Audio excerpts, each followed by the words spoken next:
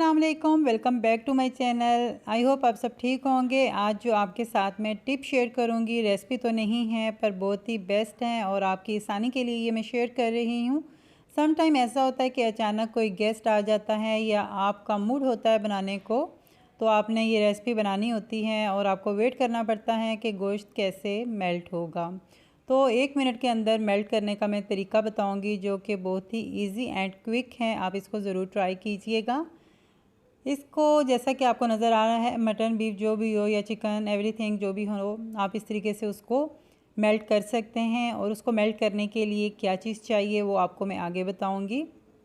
Within 1 minutes में ये हो जाएगा। सबसे पहले आपने इसको निकालना है और निकालने के बाद आपके पास माइक्रोवेव होगा।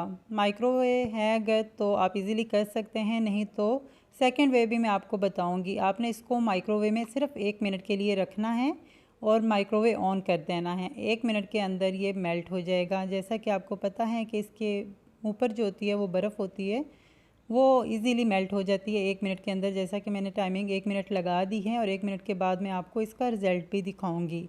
अगर आपके पास माइक्रोवेव नहीं है तो इसमें टेंशन वाली बात नहीं है। आप नॉर्मल सा पानी गर्म कर लें। नॉर्मल सा पानी गर्म करके आप उसके अंदर रख दें गोश्त, वो भी इजीली मेल्ट हो जाएगा। तो थोड़ा सा कलर चेंज हुआ है हीट की वजह से।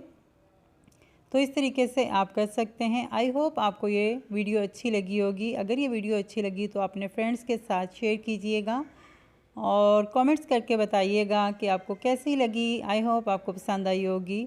तो जो लोग मेरे चैनल पर न्यू हैं, मेरे चैनल को सब्सक्राइब कर लें और साथ आने वाले तमाम नोटिफिकेशन आपको आसानी के साथ मिल सकें। तो जैसा कि आपके सामने है और अभी भी जो मटन है इसके अंदर आपको बर्फ़ नज़र आ रही है, पर बहुत ही ईजीली ये आप खोल सकते हैं। और दो में याद रखिएगा। अल्लाह।